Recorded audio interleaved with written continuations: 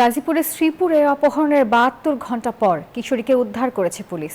প্রেমের সম্পর্কের জেরে পালিয়ে বিয়ে, এরপর পারিবারিক বিরোধ থেকে হামলা ও অপহরণের অভিযোগ, সব মিলিয়ে ঘটনাটি এলাকায় চাঞ্চল্যের সৃষ্টি করেছে। এই ঘটনায় এখন পর্যন্ত ৭ জনকে গ্রেপ্তার করেছে পুলিশ। গাজীপুর থেকে জাহাঙ্গীর আলমের পাঠানো তথ্য ছবি নিয়ে থাকছে ডেস্ক রিপোর্ট। ১৫ এপ্রিল বুধবার ১৬ বছর বয়সী এক কিশোরীকে বাবার গলায় অস্ত্র ধরে অপহরণের ঘটনা ঘটে। এমনই অভিযোগ উঠেছে আবিদ নামে এক যুবকের বিরুদ্ধে। তিনি গাজীপুরের শ্রীপুরের বাসিন্দা। আমার মেয়ে আমাকে জড়াইয়া ধরছিল, এখান থেকে অস্ত্র ঠেকাইয়া আমার বুকের থেকে টান ধরে চলে গেছে।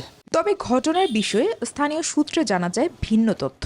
এলাকাবাসীরা বলছেন ওই কিশোরীর সাথে একই গ্রামের আবিদের প্রেমের সম্পর্ক ছিল। ১৪ এপ্রিল অভিযুক্ত আবিদের সঙ্গে পালিয়ে যায় ওই কিশোরী। ঘটনার পরদিন নোটারির মাধ্যমে বিয়েও করে তারা। এরপর সম্পর্ক মেনে নেওয়ার শর্তে পরদিন বিকেলে দুজনে বাড়িতে ফিরে আসে। তবে মেয়ের বাবা ওই কিশোরীকে বাড়িতে আটকে রাখেন।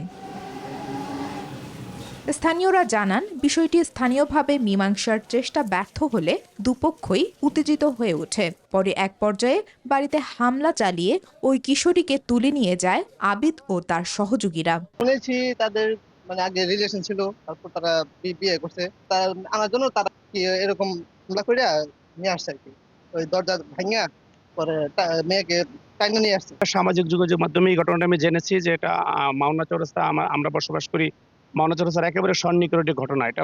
অভিযুক্তর বোনও বলছেন, দীর্ঘ ১ বছরের প্রেমের সম্পর্কের পর তারা স্বেচ্ছায় বিয়ে করেছেন। এখন যখন আমার বাইরে বিয়ে করছে, এখন তারা মানতে পারতেছে না কেন, কিন্তু যখন রিলেশনে ছিল সবাই জানে, মেয়ের ফ্যামিলি, ছেলের ফ্যামিলি, এলাকার আরো সবাই জানে যে রিলেশনে আছে।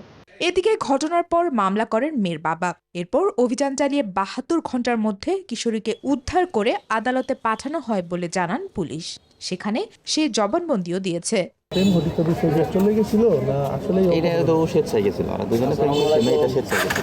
এদিকে সামাজিক যোগাযোগ মাধ্যমে ছাত্রদলের সঙ্গে অভিযুক্তের নাম জড়িয়ে নানা মহলে ওঠে আলোচনার ঝড়।